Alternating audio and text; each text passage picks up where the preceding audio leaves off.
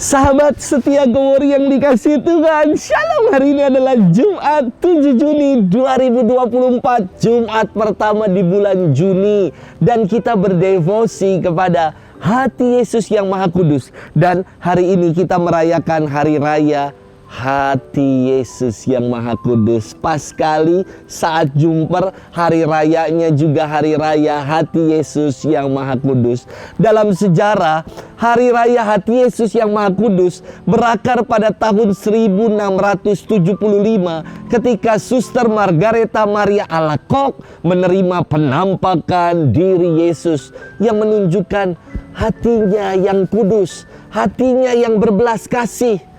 Kepada Suster Margareta Alacoque, Yesus menyatakan kerinduannya agar umat berdevosi di hari Jumat setelah hari raya tubuh dan darah Kristus seperti yang kita peringati hari ini. Devosi kepada hati Yesus yang Maha Kudus yang dirayakan pada hari ini menjadi embrio lahirnya misa Jumat pertama di setiap bulannya. Hari ini sambil kita berdevosi kepada hati Yesus yang Maha Kudus, kita juga mau menimba inspirasi dari firman Tuhan dalam hidup kita. Mari kita siapkan hati kita. Firman Tuhan akan diambil dari Injil Yohanes 19 ayat 31 sampai dengan 37. Haleluya, haleluya, haleluya. Pikul aku yang kupasang sabda Tuhan, dan belajarlah padaku, sebab aku ini lemah lembut dan rendah hati. Haleluya, haleluya, haleluya. Tuhan bersamamu dan bersama rohmu. Inilah Injil suci menurut Yohanes, dimuliakanlah Tuhan. Hari Yesus wafat adalah hari persiapan Paskah. Supaya pada hari Sabat mayat-mayat itu tidak ditinggalkan tergantung pada kayu salib. Sebab Sabat itu adalah hari yang besar. Maka datanglah orang-orang Yahudi kepada Pilatus dan meminta kepadanya supaya kaki orang-orang yang disalibkan itu dipatahkan dan mayat-mayatnya diturunkan. Maka datanglah prajurit-prajurit, lalu mematahkan kaki orang yang pertama dan kaki orang yang lain yang disalib bersama-sama dengan Yesus. Tetapi ketika mereka sampai kepada Yesus dan melihat bahwa ia telah mati, mereka tidak mematahkan kakinya. Tetapi salah seorang dari prajurit itu menikam lambung Yesus dengan tombak, dan segera mengalirlah darah serta air keluar. Dan orang yang melihat hal itu sendiri yang memberi kesaksian ini, dan kesaksiannya benar. Dan ia tahu bahwa ia mengatakan kebenaran supaya kamu juga percaya. Sebab hal itu terjadi supaya genaplah yang tertulis dalam kitab suci. Tidak ada tulangnya yang akan dipatahkan, dan nas lain yang mengatakan mereka akan memandang kepada Dia yang telah mereka tikam. Demikianlah sabda Tuhan. Terpujilah Kristus. Sahabat setia Gowor yang dikasih Tuhan, Shalom. Saya pernah menonton film ini berjudul tentang The Christ Slayer. Film ini mengisahkan tentang seorang prajurit Romawi yang menikam lambung Yesus. Ia bernama Longinus. Dikisahkan bahwa Longinus mendapat kepercayaan dari Pontius Pilatus untuk mengamankan peristiwa jalan salib Yesus menuju ke puncak Golgota. Awalnya ia sering diolok-olok karena matanya juling.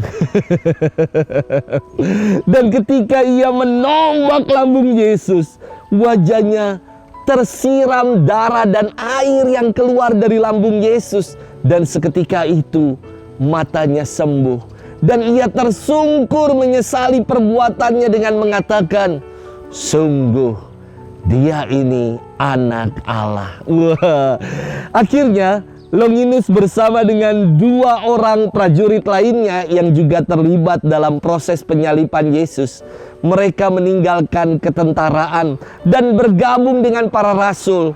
Mereka dibaptis setelah hari Pentakosta dan menjadi saksi-saksi Kristus yang sangat terpercaya. Para murid kemudian menabiskan Longinus menjadi seorang diakon dan ia ikut melayani dalam pewartaan kabar sukacita Tuhan kemana-mana. Sahabat setia Gowori yang dikasihi Tuhan, firman hari ini buat saya begitu istimewa.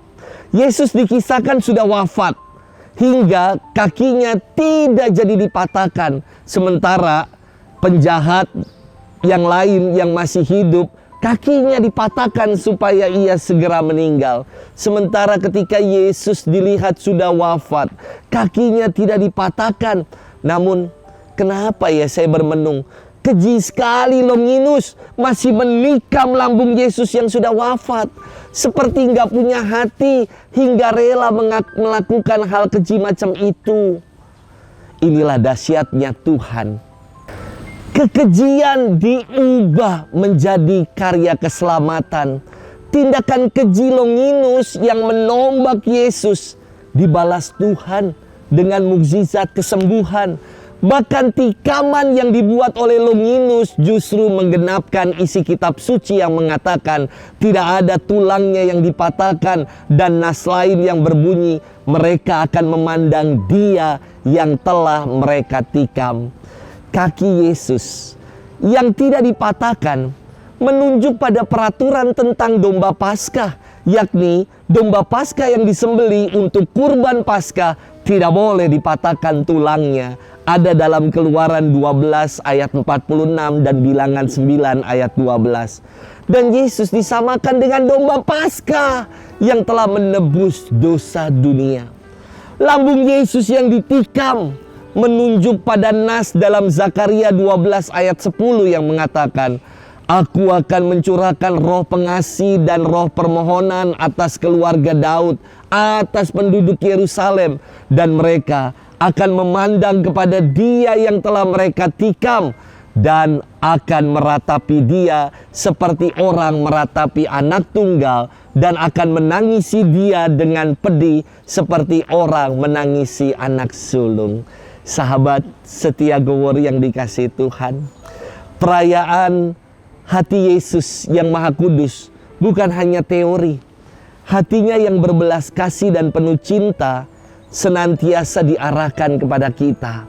Bahkan kasih dan cintanya mengubah kekejian dibalas dengan kesembuhan. Kekejian menjadi karya keselamatan. Kegilaan salib berubah menjadi perbuatan ajaib, dan kisah pengkhianatan menjadi karya keselamatan bagi seluruh umat manusia. Dosa kita telah ditebus. Jangan sia-siakan pengorbanan Yesus dan hatinya yang Maha Kudus. Hati Tuhan yang berbelas kasih selalu menanti kita untuk kembali kepadanya. Mau kembali bertobat dan berbenah diri untuk menjadi pribadi yang semakin lebih baik lagi. Selamat bermenung dan Tuhan memberkati kita selalu. Dalam nama Bapa dan Putra dan Roh Kudus. Amin.